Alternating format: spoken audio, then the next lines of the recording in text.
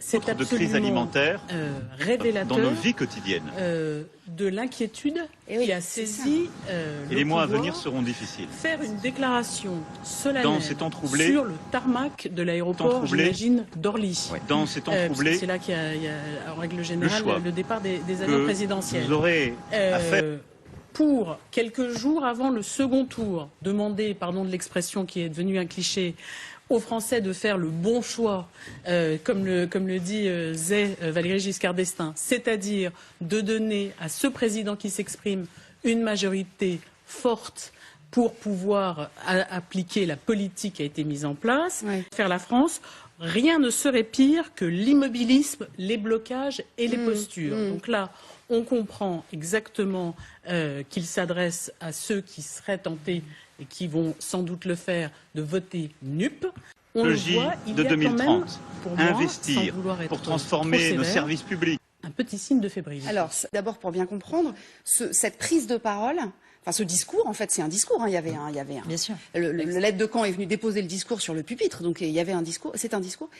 Il a été décidé tard, en fait. Absolument. On a pris connaissance du discours, de cette prise de parole d'Emmanuel Macron, peut-être 20 ou 25 minutes avant que cela ne se produise. À 4 jours d'un second tour d'une législative où son parti et la majorité présidentielle est en grande difficulté, c'est un peu le message envoyé de panique à bord et de très grande fébrilité, comme le relevaient Damien et Valérie, avec en effet des barons aujourd'hui de son parti, des figures politiques qui sont en très grande difficulté et une majorité absolue qui n'est absolument pas acquise à ce stade. Mais les équipes du président ambiancent un peu les journalistes pour la prise de parole. Ce qui nous était dit en termes d'éléments de langage, c'était avant son départ en Roumanie, c'est d'envoyer un message aux Français pour finalement faire le service avant-vente de sa visite aux troupes françaises en Roumanie positionnées aux frontières.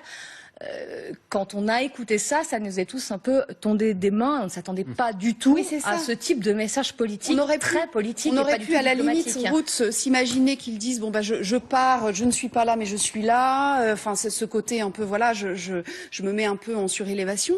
Là, c'est vrai que ça fait vraiment sauf qui peut. On a l'impression qu'il était absent ces derniers temps de ce qui s'est passé autour de lui, c'est-à-dire le premier tour des élections législatives, la suite les résultats et les projections qui sont assez inquiétantes pour son camp. Il y a eu un acte de défiance qui a été posé, un parti présidentiel qui n'est pas, dont la victoire n'est pas amplifiée par les élections législatives, est un parti en difficulté, une famille politique en difficulté. Donc il a entendu les angoisses, c'est ce qu'il dit.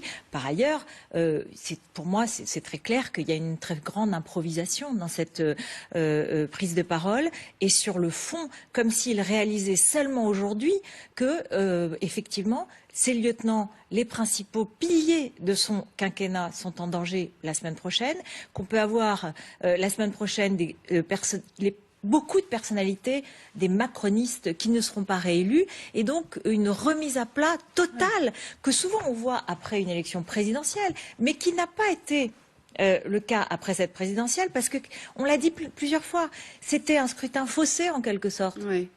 Il fallait battre Marine Le Pen, c'était pas le choix aussi simple et aussi clair que celui qu'il espérait d'Emmanuel Macron. Donc aujourd'hui, on voit un président qui effectivement, en réalité, a beaucoup de mal à justifier ce voyage entre deux tours des législatives, parce que par ailleurs, il n'a pas de chef de la majorité qui fait campagne, et il n'a pas suffisamment d'appui. Il a des ministres en très grande difficulté, des piliers encore une fois.